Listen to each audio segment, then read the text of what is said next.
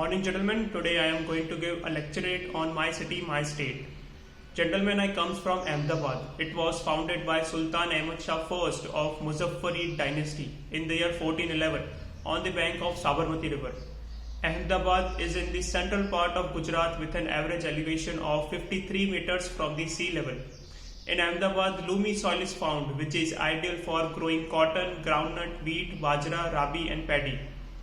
Ahmedabad is the most populous city of Gujarat with an approximate population of 84,50,000 people.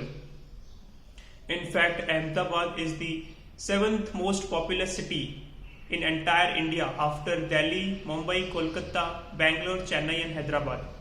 Ahmedabad in terms of area is the 5th largest city in India.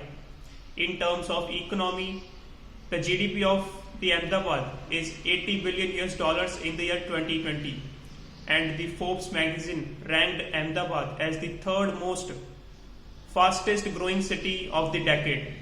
Ahmedabad is the home of booming textile industry, and that is the reason why Ahmedabad has earned the nickname the Manchester of East. There are various nicknames given to Ahmedabad, such as the commercial capital of Gujarat because of its trade and commerce, then also called the Boston of India because of its rapidly growing economy. Then Ahmedabad is called the world's first heritage city because of its rich architecture. Ahmedabad is also called the walled city because the city is surrounded by 10-kilometer wall.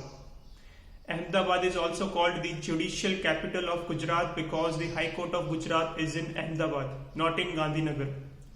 Ahmedabad is the largest exporter of denim, gems and jewelry in the entire country.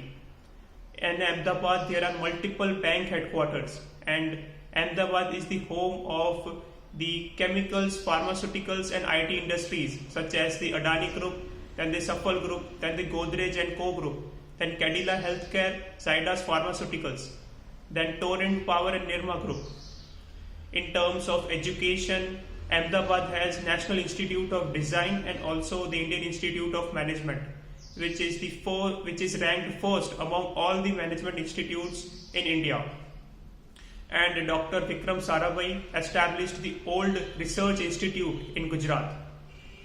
It was Physical Research Laboratory. It is in Ahmedabad. According to the Census 2011, out of 100, every 89 people in Ahmedabad are educated. There are various tourist attractions in Ahmedabad, such as the Sabarmati Ashram, where the Gandhiji started the Dandi March, then Sabarmati Riverfront, then Kankaria Lake, then the Julta Minar, then the Ahmad Shah's tomb, the Sidi Sayyid Mosque, and the world's largest cricket stadium, the Narendra Modi Stadium, is in Ahmedabad. It has a seating capacity of 132,000 people, and it was renovated with a cost of 800 crore rupees. And when I talk about Gujarat, Gujarat is having the longest coastline in India.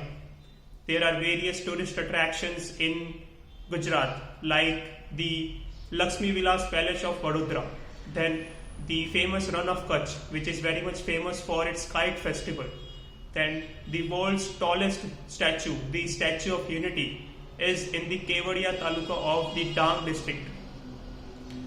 It is 182 meter long, which represents 182 seats in the Legislative Assembly of Gujarat.